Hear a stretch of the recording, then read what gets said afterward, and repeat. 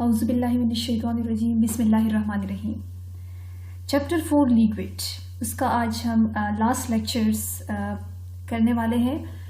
इस लेक्चर में हम सरफेस टेंशन, विस्कोसिटी और एनॉमलस बिहेवियर ऑफ वाटर के बारे में डिस्कस करेंगे और ये हमारे पास लास्ट लेक्चर है चैप्टर 4 का और आज हम इसको वाइंड अप करते हैं। चले देखते हैं हमारे पास सरफेस टेंशन होता क्या है। What is surface tension? Surface tension को अगर हम डिफाइन करना चाहें कि what is surface tension, so it is the amount of energy required to expand the surface of a liquid by unit area.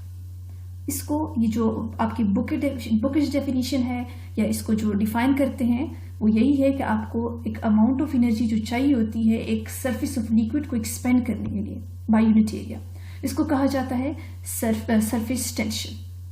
हमारे पास जितनी भी ये सरफेस टेंशन जो है एक प्रॉपर्टी है लिक्विड की, देखिए सरफेस टेंशन प्रॉपर्टी है लिक्विड की that arise from intermolecular forces of attraction. जितनी भी इंटरमॉलिक्यूलर फोर्सेस है जो they bind similar molecules to one another, we also call it cohesive forces. जो सिमिलर मॉलिक्यूल्स है लिक्विड में प्रेजेंट होते हैं, ठीक है, उनके जो इंटरमॉलिक्यूलर फोर्सेस के थ्रू ये बाइंड होते हैं इसको कहा जाता है cohesive forces. So the molecule in the interior of the liquid, जैसे कि आप ये एग्जांपल देख रहे हैं, ये लिक्विड है वाटर, जो इंटीरियर ऑफ द लिक्विड जो जितने भी मॉलिक्यूल्स है हमारे पास they attract equally in all direction. यहाँ आप देख रहे हैं, देखिए ये जो इंटीरियर मॉलिक्यूल्स है ये इक्वली अट्रैक्ट होते हैं from all sides, this one. But the molecule at the surface of the liquid, जो आप सर्फेस पे देख रहे हैं, ठीक है, surface of the liquid are attract unequally. यहाँ जो फोर्स लग रहा है और साइड पे लग रहा है they are unequally and experience net inward forces. ये अंदर इनवर्ड फोर्सेस इन पर लग रहे हैं। This inward forces pull molecule from surface into the interior and reduces the surface area। आपको क्लियर यहाँ डायग्राम से भी नजर आ रहा होगा। इसको इनवर्ड अंदर की तरफ इसको पुल किया जाता है जिसकी वजह से सरफेस एरिया क्या हो जाता है, वो रिड्यूस हो जाता है। So a measure of we can say measure of inward forces that must overcome in order to expand surface area of a liquid is given by its surface tension. So surface tension क्या हुआ? Is the energy required to increase the surface area of a liquid by a unit amount. We call it surface tension. जो water की surface tension है 20 degree Celsius पे वो 7.29 × 10⁻⁻² जॉल पर metre square है। आप यहाँ अब देख सकते हैं कि amount of energy required to expand the surface of a liquid by unit area. ये आपके पास एक लिक्विड है, अगर आप यहाँ नीडल आप यहाँ रखेंगे तो देखिए इसको इनवर्ड फोर्स सरफेस पे जितने भी मॉलिक्यूलर फोर्सेस पे लग रहे हैं तो इसको इनवर्ड अंदर की तरफ इसको खींचा जा रहा है, जिसकी वजह से इसकी जो सरफेस एरिया है वो भी कम हो गया। तो इस पे कौन सा फोर्स लग रहा है? सरफेस, ये इसको कहा जाता है सरफेस टेंशन। सरफेस टेंशन का हमारे पास यूनिट जो है वो जॉल पर मीटर स्क्वायर और न्यूटन पर मीटर। आप देख सकते हैं कि ये यूनिट है, एमसीक्यूज के लिए इसको मेमोराइज करें। Surface tension decreases with increase in temperature. Surface tension का टेम्परेचर के साथ इनवर्स रिलेशन है। इसको फैक्टर्स में हम देखते हैं कि जो सरफेस टेंशन है वो कितने फैक्टर्स इस पे इफेक्ट करते हैं। देखिए factor affecting surface tension, first one is temperature. Temperature और एक सरफेस टेंशन का आपस में क्या रिलेशन है? जब भी टेम्परेचर इंक्रीज होता है तो काइनेटिक एनर्जी मॉलिक्यूल की इंक्रीज होती है, जिसकी वजह से इंटरमॉलिक्यूलर अट्रैक्टिव फोर्सेस जो है वो वीक हो जाते हैं, उनमें डिस्टेंस ज़्यादा हो जाता है जिसकी वजह से वो वीक हो जाते हैं। एज ए रिजल्ट जो है ये इनवर्ड अंदर की तरफ इसको इनवर्ड पुल आ जाता है। सो सरफेस टेंशन डिक्रीज हो जाती है विद इंक्रीज इन टेम्परेचर। जैसे जैसे एक आप एक लिक्विड को टेम्परेचर देंगे तो उनके जो वीक डिस्टेंस में ज़्यादा हो जाएगा, जिसकी वजह से इंटरमॉलिक्यूलर फोर्सेस वीक हो जाएंगे और ये अंदर की तरफ इनवर्ड पुल इस पे आ जाएगा। सो इसके साथ कौन सा रिलेशन हो गया टेम्परेचर के साथ? सरफेस टेंशन का टेम्परेचर के साथ इनवर्स रिलेशन है। सेकेंड फैक्टर, सर्फेक्टेंट्स और वी कैन से डिटर्जेंट। इसका जो है ये कैसे फैक्टर है जो सरफेस टेंशन पे कैसे इफेक्ट करता है, इसको देखते हैं। डिटर्जेंट जो है वो सरफेस टेंशन को रिड्यूस करते हैं। जैसे कि आप वाटर ले लें, so detergent reduce the surface tension of water by breaking hydrogen bond. Water में हाइड्रोजन बॉन्ड प्रेजेंट है जो एक स्ट्रॉन्गेस्ट बॉन्ड है, इसको ये क्या कर लेते हैं, ब्रेक डाउन कर लेते हैं डिटर्जेंट, और जो कोहेसिव फोर्सेस हैं वाटर मॉलिक्यूल में वो रिड्यूस हो जाते हैं डिटर्जेंट की वजह से. So reduction of cohesive forces increases the ability of water to wet a solid surface by adhesion. thus its cleaning action is increased. जो थर्ड फैक्टर है इंटरमोलिकुलर फोर्सेस, वो कैसे हैं? जैसे इसके साथ डायरेक्ट रिलेशन है सरफेस टेंशन के साथ. अगर एक मॉलिक्यूल में इंटरमोलिकुलर फोर्सेस स्ट्रांग होंगे तो उसका जो सरफेस टेंशन होगा वो भी ज्यादा होगा. जैसे कि वाटर है, वाटर के अंदर हाइड्रोजन बॉन्डिंग है जो कि स्ट्रांग फोर्सेस हैं, स्ट्रांग इंटरमोलिकुलर फोर्सेस हैं, जिसकी वजह से इसका सरफेस टेंशन ज्यादा है. अगर आप इसके कंपैरिजन में डाई ईथर लें तो उसका जो सरफेस टेंशन है वो कम है. क्योंकि उसमें लंडन डिस्पर्शन फोर्सेस हैं जो कि वीक फोर्सेस हैं. तो इंटरमोलिकुलर फोर्सेस का डायरेक्ट रिलेशन है हमारे पास सरफेस टेंशन के साथ, और टेम्परेचर के साथ जो है वो उसका इनवर्स रिलेशन पाया जाता है. ठीक है, ये कुछ फैक्टर्स हैं सरफेस टेंशन की. अब आते हैं सरफेस टेंशन को हम कैसे इसकी मेजरमेंट कैसे कर सकते हैं. तो सरफेस टेंशन जो है इसको डिफरेंट मेथड से सेवरल मेथड्स प्रेजेंट है जिससे मेजर कर सकते हैं. First one is torsion method, capillary method, second one, third one drop method, stalagmometer method. ये वाले जो मेथड है इससे भी आप मेजर कर सकते हैं. आपके कोर्स में ड्रॉप मेथड यूज हुआ है तो हम इसको डिस्कस करते हैं कि ड्रॉप मेथड आपके पास एक्चुअली क्या है. ड्रॉप मेथड जो कि आपके पास है इसको कैसे इसमें हम मेजरमेंट कर सकते हैं सरफेस टेंशन की. सो ये जो मेथड है कॉमनली यूज होता है सरफेस टेंशन ऑफ लिक्विड को मेजर करने के लिए. और जो स्टैग्मोमीटर है ये यूज होता है इसमें ग्लास बल्ब जो यहाँ आपको नजर आ रहा है, ये ग्लास बल्ब है और दो ट्यूब प्रेजेंट है. एक ए ट्यूब, दूसरा कौन सा ट्यूब है? B tube. ये ग्लास बल्ब यहाँ पर आपके पास प्रेजेंट है. यहाँ पर मार्क लगाया जाता है, अपनी मर्जी से आप इसको नाम दे सकते हैं. कुछ बुक में Z, कुछ में X दिया जाता है. यहाँ पर भी एक मार्क, ये जो यहाँ पर आपको नजर आ रहा है, इसको लेट सपोज हम X दे देते हैं और इसको यहाँ पर एक मार्क लगा लेते हैं जिसको Y या Z लीगन से हम दे सकते हैं. सबसे पहले जो स्टेप होता है, सबसे पहले इसको हम क्या कर लेते हैं? क्लीन कर लेते हैं वाटर से. इसको भी ड्राई किया जाता है. जब ये ड्राई हो जाता है तो इसको इस मार्क तक, जो ये ग्लास ए है, ट्यूब ए है, ट्यूब ए में X मार्क तक हम लिक्विड को क्या कर लेते हैं? इसमें पावर कर इसमें डाल देते हैं. इस क्लीन जितने इसको साफ करने के बाद इसको सैंपल जो लिक्विड होता है वो उसमें डाला जाता है. इस पॉइंट तक, एक मार्क तक, या इस मार्क तक इसमें लिक्विड डाल लेते हैं. उसके बाद क्या होता है?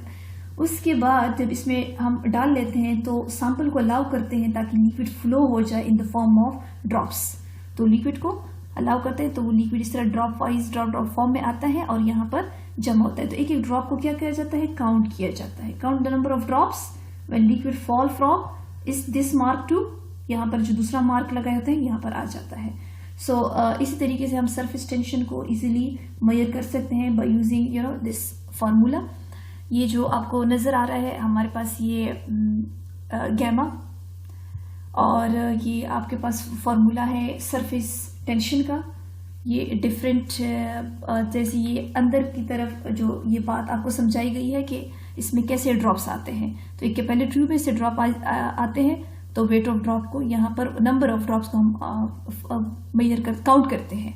सो surface tension act along the circumference. इस तरह जो ड्रॉप है स्फेरिकल शेप में प्रेजेंट होता है हमारे पास.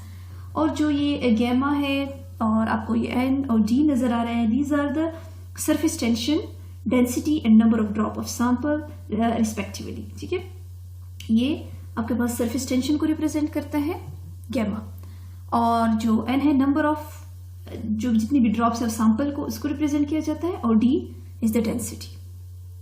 D क्या है हमारे पास? ये एक डेंसिटी है जिस सैंपल लिक्विड को आपने लिया है. और वाटर को हम यहाँ पर एज ए स्टैंडर्ड ले लेते हैं, जिसकी वजह से एक सैंपल की वैल्यू होती है, दूसरा आपके पास वाटर को हमने यहाँ पर करस्पॉन्डिंग इसकी स्टैंडर्ड वैल्यू ली है. तो इसी तरीके से आप सरफेस टेंशन को मेजर कर सकते हैं. MCQs देखते हैं इससे related. Surface tension of water eight 25 degree Celsius आपके पास क्या होगी? तो आप सरफेस टेंशन जो है वो 25 डिग्री पे आपके पास क्या है? 72.14. तो correct option is option D. It is a standard value. इसको आपने कुछ वैल्यूज ऐसे होती है जो स्टैंडर्ड होती है, इसी यूनिट में आपने इसको याद करना है। और ये यूनिट भी आपके पास सरफेस टेंशन का है, इसको भी आप देख सकते हैं। एक दूसरा MCQs, unit of surface tension in CGS system is कौन सा हो सकता है आपके पास? That is option C। जैसे कि हमने लास्ट स्लाइड में देखा कि आपके पास ये CGS सिस्टम है, ठीक है। ऐसा यूनिट में आपके पास न्यूटन पर मीटर हो सकता है। देखिए, surface tension is the elastic tendency of a liquid surface which makes it acquire the least surface area possible। एक दूसरा MCQs, stalagmometer is cleaned to remove grease with the help of, इसको clean किस तरह किया जा सकता है, किस चीज को यूज किया जाता है? सो क्रोमिक एसिड को यूज किया जाता है। ये MCQs के लिए आप जरूर याद रखें, बहुत सारे टेस्ट में ये आपके आ सकता है कि कौन से एसिड से आपको इसको रिमूव कर सकते हैं। तो क्रोमिक एसिड इज यूज। अब आते हैं विस्कोसिटी की तरफ। विस्कोसिटी आपने नाम सुना होगा कि व्हाट इज विस्कोसिटी। जैसे कि हम कॉमन एग्जांपल लेते हैं, ग्लिसरीन हो गया या हनी, इस तरह चीज़ आप यूज करते हैं। गाढ़ापन देखिए, जो वाटर और हनी में अगर आप डिफरेंस देखें तो हनी गाढ़ा होता है, ठीक है, वो फ्लो इजीली नहीं करता जितनी इजीली आपके पास ये वाटर करता है। तो एक्चुअली ये जो हनी है, ये क्यों इसकी जो फ्लो है, इसकी जो मोशन है, वो कंपेयर टू ये वाटर कम होती है। सो ये विस्कोसिटी है। देखिए, विस्कोसिटी क्या है? Is the measure of fluid resistance to flow, ठीक है। और we can say that viscosity of liquid is a measure of its internal resistance to flow. एक जो लिक्विड है वो उसकी फ्लो में जो रेजिस्टेंस आती है, कितना रेजिस्टेंस लिक्विड देता है इसके फ्लो मोशन में, इसको कहा जाता है फ्लो में viscosity is a measure of its internal resistance. जैसे कि हमने वाटर और हनी की एग्जांपल ले ली, इसी तरह आप लिक्विड जो है उसकी एबिलिटी है कि वो फ्लो करे, because molecule of liquid can slide over each other. So velocity of liquid, जो वेलोसिटी है फ्लो ऑफ लिक्विड की near to the side of the tube के जो साइड्स पे है, जैसे कि आप यहाँ एक फ्लूइड ये देख रहे हैं, साइड्स पे जितने भी साइड्स पे ट्यूब में या आप जार जो ग्लास जो भी ले रहे हैं, साइड पे जो ट्यूब में जो लिक्विड प्रेजेंट होता है उसकी जो वेलोसिटी ऑफ फ्लो की है वो क्या होती है? वो कम होती है एज कम्पेयर टू सेंटर। जो सेंटर में लिक्विड प्रेजेंट है, इसके कंपैरिजन में जो साइड पे है वो कम होती है और अंदर आपके पास ज्यादा होती है, बिकॉज लिक्विड जो है वो flow inside the tube in the form of layers. जो ये लेयर है, they are in contact with the wall of the tube, they remain stationary. जो यहाँ पर लेयर है जो कंटेनर के वॉल के करीब है, दे रिमेन स्टेशनरी। और जो यहाँ अंदर आपको नजर आ रहे हैं जो सेंटर में है, ये जो है ये इन द फॉर्म ऑफ लेयर होते हैं, जिसकी वजह से इनकी वेलोसिटी हाई होती है। The layer in between these layer cause resistance to flow. और यही जो अंदर की तरफ आपको जो सेंटर में नजर आ रही है, जिनकी यही रेजिस्टेंस शो करता है एक लिक्विड को फ्लो होने की तरफ, फ्लो होने में, sorry. Liquid which flow very slowly like honey or glycerine have high viscosities as compared to ether and water which have low viscosity। ठीक है, जो हनी है इसकी विस्कोसिटी ज्यादा है और जो वाटर है इसकी विस्कोसिटी क्या कम है। ये रेजिस्टेंस कम शो करता है फ्लो में, और ये जो हनी है हमारे पास ये रेजिस्टेंस ज्यादा शो करता है। देखिए, विस्कोसिटी नियर साइड्स क्या होती है आपके पास? नियर साइड्स, जो साइड के करीब करीब होते हैं। वैसे जितनी भी आप विस्कोसिटी देखेंगे तो जो सेंटर में वो हाई है, और यहाँ पर जो लिखा है हमारे पास ये विस्कोसिटी नियर साइड लो होती है, हाई नहीं होती। ठीक है, और सेंटर में आपके पास वेलोसिटी जो विस्कोसिटी है वो लो होती है, क्योंकि यहाँ रेजिस्टेंस ज़्यादा शो किया जाता है और साइड्स पे कम शो किया जाता है, क्योंकि वहाँ पर जो लेयर है वो जो स्टेशनरी होते हैं। तो ये बात विस्कोसिटी नियर साइड की होती है, हाई होती है, क्योंकि वहाँ वेलोसिटी कम होती है और सेंटर में वेलोसिटी ज़्यादा होती है, जिसकी वजह से विस्कोसिटी हमारे पास कम होती है। कुछ फैक्टर्स हैं जो कि इफेक्ट करते हैं विस्कोसिटी ऑफ लिक्विड को। So first one is molecular size. जो मॉलिक्यूलर साइज है उस पर कैसे डिपेंड करते हैं viscosity of liquid. So molecular size, viscosity of liquid increases with increasing molecular size. जितना बड़ा मॉलिक्यूल होगा उसका मॉलिक्यूलर वेट ज्यादा होगा और मुश्किल होगा उसके लिए कि वो स्लाइड ओवर ईच अदर, एक दूसरे पर करे, and they resist the movement. जैसे ऑयल हो गया, grease, other long chain molecule, they are highly viscous substances. So molecular size ज़्यादा होगा, उतना ही आपके पास विस्कोसिटी भी ज़्यादा होगी। अब आते हैं मॉलिक्यूलर शेप की तरफ। ठीक है, मॉलिक्यूलर शेप की बात हो रही है, तो जो इरेगुलर मॉलिक्यूल होते हैं they offer more resistance to the flow of liquid as compare to the regular shape molecule. For example, अगर आपने मोल्टन सल्फर 140 डिग्री सेल्सियस पे लेंगे with ring structure, molecule are less viscous than long chain entangle जो sulphur molecule है 190 degree Celsius पे। तो हम आसानी से कह सकते हैं जो इरेगुलर मॉलिक्यूल है वो रेजिस्टेंस ज़्यादा शो करते हैं as compare to regular shape.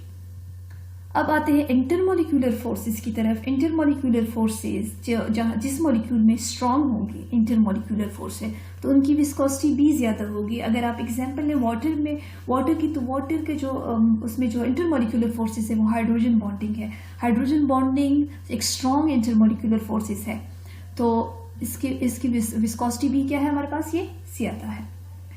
Viscosity as compare to, अगर आप अल्कोहल ले लें तो वाटर की विस्कोसिटी ज़्यादा है as compare to butyl alcohol due to strong hydrogen bonding in water molecule. तो ये शॉर्ट फॉर्म है इंटरमॉलिक्यूलर फोर्सेस का। अब आते हैं टेम्परेचर। टेम्परेचर के साथ क्या रिलेशन है विस्कोसिटी का? तो viscosity of liquid decreases with increase in temperature, inverse relation. Because क्योंकि अगर हम टेम्परेचर बढ़ाएंगे तो डिस्टेंस ज़्यादा होगा, मॉलिक्यूल एक दूसरे से उनमें डिस्टेंस ज़्यादा हो जाए, एक दूसरे से दूर हो जाएंगे, जिसकी वजह से इंटरमॉलिक्यूलर फोर्सेस वीक हो जाएंगे। तो जैसे जैसे टेम्परेचर आप बढ़ाएंगे तो इंटरमॉलिक्यूलर फोर्सेस में क्या हो जाएंगे, आपके पास वीक हो जाएंगे due to increase of, so we can say that viscosity of liquid decreases with increase in temperature because intermolecular forces become less effective with that rise in temperature. This is due to increase of average kinetic energy of molecule at high temperature. ठीक है, तो temperature बढ़ाएंगे आपके पास viscosity कम होती जाएगी। Viscosity जैसे कि हमने पढ़ा ये आपके पास डिनोट होता है यहाँ ईटा से। ठीक है, ये ईटा और ये डेंसिटी और ये टाइम, ये फॉर्मूला आप यूज कर सकते हैं। देखिए, मोल्टन सल्फर 140 पे रिंग शेप एक्सप्लेन हो चुका है अभी। ठीक है, और जो सल्फर है less viscous than long chain, ये शेप ऑफ मॉलिक्यूल जो उस पर डिपेंड करता है, ये फैक्टर इसको डिस्कस किया गया है। ठीक है, ये शेप ऑफ मॉलिक्यूल में, शेप ऑफ मॉलिक्यूल भी आप ले सकते हैं। शेप ऑफ मॉलिक्यूल की एग्जांपल है, हम डिस्कस कर चुके हैं।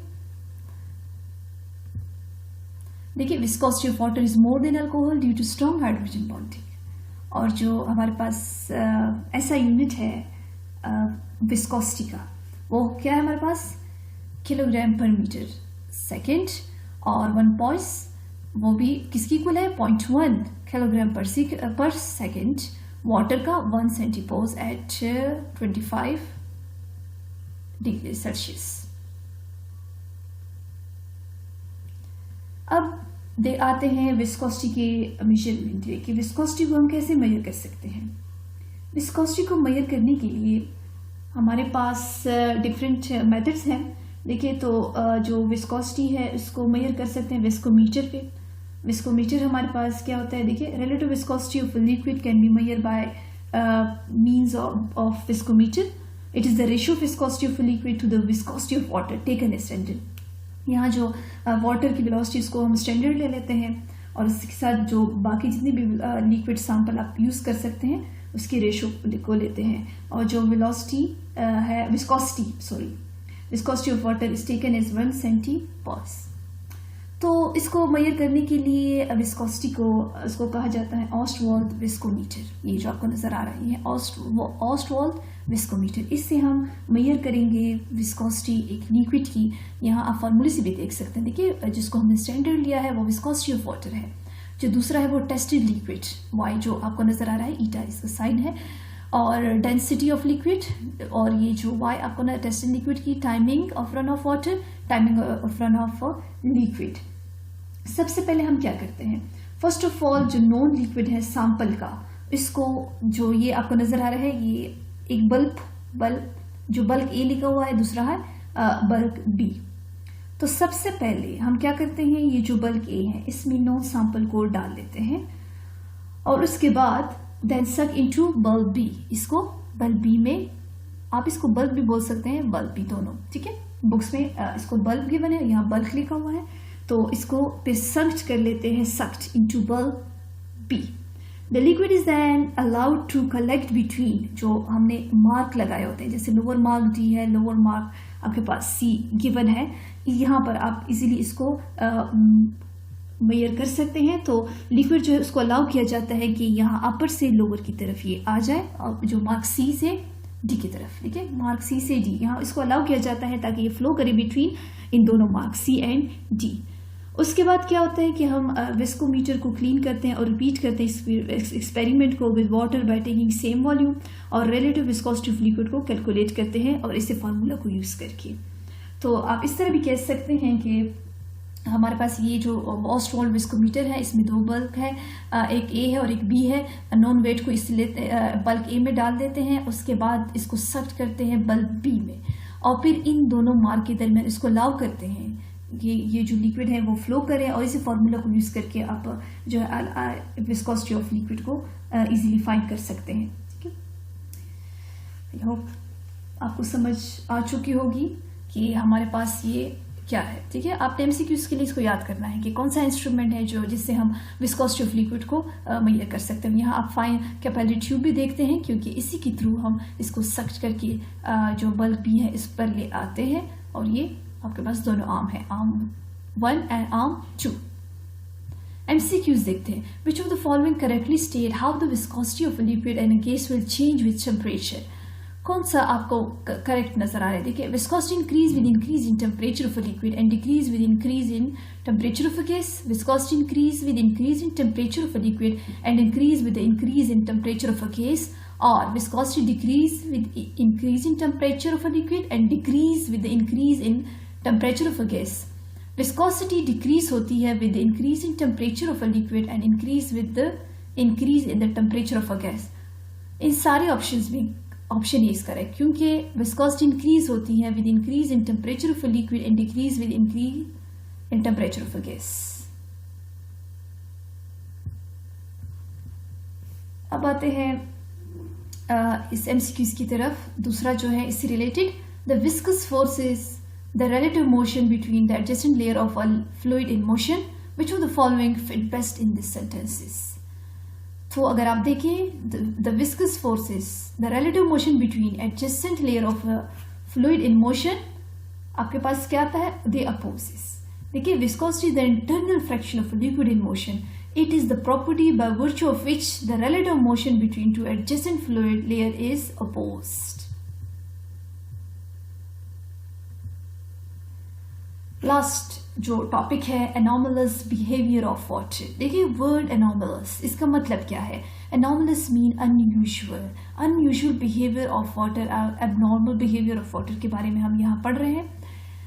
जब हम टेम्परेचर इंक्रीज करते हैं किसी भी ऑब्जेक्ट का, किसी भी लिक्विड का अपलिंग, उसका टेम्परेचर आप इंक्रीज करेंगे तो वो आपके पास with increase of temperature expand होता है, ठीक है। Substance expand on heating and their density decreases. Substance को आप हीट करेंगे तो वो एक्सपेंड हो जाते हैं, उनकी डेंसिटी जो क्या हो जाती है वो आपके पास कम हो जाती है। लेकिन वाटर क्या है? Water does not expand between 0 to 4, instead it contract. This means water has maximum density at 4। यहाँ समझने की बात यह है कि जब हम वाटर को हम हीट अप करते हैं, ठीक है, वाटर को हम हीट करते हैं तो वाटर हमारे पास क्या होता है? लेट्स सपोज सबसे पहले अगर हम देखें तो वाटर को अगर हम उसकी टेम्परेचर को हम कम करेंगे, जब टेम्परेचर हम कम करेंगे तो जाहिर बात है वाटर की जो मॉलिक्यूल्स है वो कंट्रैक्ट हो जाएंगे। जिस चीज़ को भी आप कूल करते हैं तो वो सब्सटेंस आपके पास कंट्रैक्ट होता है, अगर आप उसको हीट करेंगे तो वो एक्सपेंड हो जाता है। लेकिन वाटर को अगर हम यहाँ ले एज एग्जाम्पल, तो वाटर जैसे जैसे उसका टेम्परेचर कम करेंगे वो कंट्रैक्ट होगा। 4 डिग्री पे अगर आप आ जाए तो 4 डिग्री पे जैसे आप कूल करते जाएं तो वो कंट्रैक्ट होता है। लेकिन क्या होता है जब आप 4 से नीचे आते हैं, 4 से टेम्परेचर और कम करते जाते हैं, तो चाहिए तो ये था कि वाटर जो है हमारे पास फर्दर कंट्रैक्ट हो जाता, लेकिन वाटर कंट्रैक्ट नहीं होता, बल्कि वो क्या हो जाता है? एक नॉर्मल, एक अनयूजुअल बिहेवियर शो करता है, वो एक्सपेंड हो जाता है। वो एक्सपेंड होना शुरू कर देता है और 0 डिग्री पे आकर वो क्या बन जाता है? हमारे पास आइस बन जाता है। और आइस में जैसे हमने हाइड्रोजन बॉन्डिंग में एप्लीकेशन में पढ़ा था कि जब आइस बन जाता है तो आपको हेक्सागोनल स्ट्रक्चर आपको नजर आएगा। ये अरेंज हो जाते हैं इस फॉर्म में, एम्प्टी स्पेसेस में आ जाते हैं। इनकी डेंसिटी क्या हो जाती है आपके पास, वहाँ कम हो जाती है। आइस की डेंसिटी कम है एज कम्पेयर टू वाटर, जिसकी वजह से आइस जो है वो फ्लोट करता है on the surface of water. तो 4 से लेकर 0 टेम्परेचर के दरमियान जो वाटर का बिहेवियर है वो क्या होता है, 0 to 4 ये कंट्रैक्ट होने के बजाय एक्सपेंड हो जाता है। और इसी तरह अगर आप इसका टेम्परेचर ज़्यादा करेंगे, 0 से 4 की तरफ लाएंगे, तो चाहिए था कि ये एक्सपेंड हो जाता है, बल्कि ये एक अनयूजुअल बिहेवियर शो करता है, ये कंट्रैक्ट हो जाता है। तो इस बिहेवियर को, जो अनयूजुअल बिहेवियर जो वाटर शो करता है, इसको कहा जाता है एनॉमलस बिहेवियर ऑफ वाटर। ठीक है, when heated from 0 to 100, its expansion is normal like expansion of other liquid. Since water contract when heated from 0 to 4, ठीक है, 0 to 4 ये जो water है and expand from 4 to 100, its volume is smallest and density is maximum at 4. Hence water is heaviest at 4 degrees centigrade. आपको simple words में मैंने explain करके दिया कि अगर टेम्परेचर आप कम करेंगे, 4 to 0 आप आएंगे, तो चाहिए ये था कि फर्दर कूलिंग से ये कंट्रैक्ट हो जाता है लेकिन एक्सपेंड हो जाते हैं। और इस तरह टेम्परेचर अगर आप 0 से इसको 4 की तरफ लाएंगे तो चाहिए था कि कंट्रैक्ट हो जाता है, ये एक्सपेंड हो जाता है, ये कंट्रैक्ट होते हैं। तो ये सिंपल एनॉमलस बिहेवियर एक प्रॉपर्टी है वाटर की। ये हमारे पास है हॉब्स एक्सपेरिमेंट। ये आपके कोर्स में नहीं है, बस इतना आपको पता होना चाहिए कि एनॉमलस बिहेवियर को कौन से साइंटिस्ट ने स्टडी किया था। तो ये था हमारे पास हॉब्स, इसने एक सिंपल डिवाइस को लिया था, डिज़ाइन किया था इस बिहेवियर को प्रूव करने के लिए 1805 में by Scottish scientist Thomas Charles Hope among other. ये स्ट्रोटियम को भी इसने डिस्कवर किया है। यहाँ पर आपको ये सेटअप नजर आ रहा है, 2 थर्मोमीटर अटैच है, एक अपर थर्मोमीटर, एक लोअर थर्मोमीटर और 2 सिलेंडर है। यहाँ आप लिक्विड को देख सकते हैं और यहाँ फ्रोजन मिक्सचर लिया हुआ है। अब डिटेल में आपको जाने की जरूरत नहीं है, बट आपको इतना पता होना चाहिए कि इसमें जो हॉब्स एक्सपेरिमेंट है इसमें होता आपके पास क्या है। देखिए, इसमें ये जो है सॉल्वेंट डाल देते हैं और यहाँ फ्रीजिंग मिक्सचर होता है और थर्मोमीटर 2 अटैच होते हैं और एनॉमलस बिहेवियर जो कि आपके पास एक लिक्विड जो हमारे पास ये है इसको शो कर। देखिए हमारे पास जो ये हॉप एपरेटिस है आप जो देख रहे हैं, हॉप एपरेटिस क्या है हमारे पास, they consist of long cylinder jar with 2 opening, one on the upper side and another on the lower side। तो 2 थर्मोमीटर इसके जो है वो सेटअप किए होते हैं। देखिए, consist of long cylindrical jar with 2 opening on the side, one near the top and one near the bottom to fit thermometer in each of these opening। और जो मेटेलिक सिलेंड्रिकल जार है air tight rough with outlet is also fitted into the jar on it's central portion.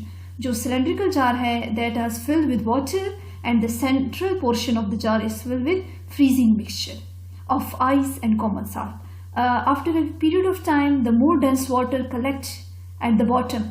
ठीक है, इसको bottom पे at the bottom at temperature of 4 degree Celsius, showing the anomalous behavior of water। जहां आप देख रहे हैं 4 डिग्री पे यहाँ पर इसको वाटर जो मोर डेंस वाटर इसको कलेक्ट किया जाता है, जिससे प्रूफ होता है कि एनॉमलस बिहेवियर वाटर शो करता है।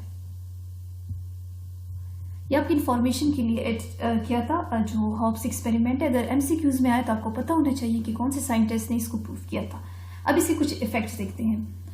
देखिए, जो हमने एनॉमलस बिहेवियर जो पढ़ लिया, अक्सर आप सर्दियों में देखते हैं कि बाहर जो टेम्परेचर होता है बहुत कम होता है, स्नोफॉल्स वगैरह में भी, और जो एक्वेटिक लाइफ है उसके लिए बहुत इंपॉर्टेंट है ये एनॉमलस बिहेवियर। यहाँ पर जो सरफेस है पॉन्ड या लेक में आप देखें तो जितने भी एक्वेटिक एनिमल्स यहाँ रहते हैं, एक्वेटिक लाइफ जो यहाँ एग्जिस्ट करता है, तो सरफेस पे बाहर का जो टेम्परेचर है वो बहुत कम होता है। अगर ये जो एनॉमलस बिहेवियर ऑफ वाटर ना होता तो ये सारा वाटर जो है वो सोलिडिफाई हो जाता और आइस में कन्वर्ट हो जाता। लेकिन सरफेस पे जो एक एज इंसुलेटर काम करता है, ये वाटर जो है वो 4 से 0 पे आकर ये कॉन्ट्रैक्ट नहीं होता बल्कि एक्सपेंड होता है। इसी बिहेवियर की वजह से ये क्या हो जाता है, ये लेयर सरफेस ऑफ लेयर जो लाइक पॉन्ड में है ये एज इंसुलेटिंग काम करता है, और जो अंदर एक्वेटिक लाइफ है ये इसी वजह से एग्जिस्ट करता है। देखिए, when temperature of water on the surface fall below 4 it expand, thus being lighter it does not sink down. Water जो आइस है उनकी डेंसिटी कम होती है, जिसकी वजह से वो फ्लोट करता है, बल्कि अंदर अब वो नहीं आता। आइस जो है, अगर वो सारा आइस अंदर आ जाता तो ये सोलिडिफाई हो जाता और ये सारा पानी जो है वो आपके पास आइस बन जाता। लेकिन ये क्या करता है, ये उनकी डेंसिटी बहुत कम हो जाती है और ये फ्लोट करता है on the surface of water. This the temperature of water at the surface of ठीक है। वाटर कूल डाउन टू 0 और below forming ice, but under the ice there is dense water at 4 degree Celsius. Thus help in serving the precious aquatic animals. दूसरा जो application इसका वो यही है कि in winter season the water supply pipes जो है open to the atmosphere often burst when the temperature of the surrounding fall below 4 degree Celsius.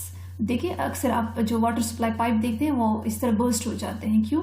क्योंकि जो टेम्परेचर होता है सराउंडिंग का वो कम हो जाता है 4 डिग्री सेल्सियस से। This is due to the fact that water below 4 expand, anomalous expansion show करते हैं and exert pressure to the wall of the pipe and this cause damage to it. बहुत सारे पाइप्स जो है वो water supply pipes वो winter season में जब टेम्परेचर बहुत कम हो जाता है तो वाटर की यहाँ एक्सपेंशन हो जाती है, जिसकी वजह से वो क्या हो जाते हैं, बर्स्ट हो जाते हैं। तो ये भी एक इफेक्ट है एनॉमलस एक्सपेंशन।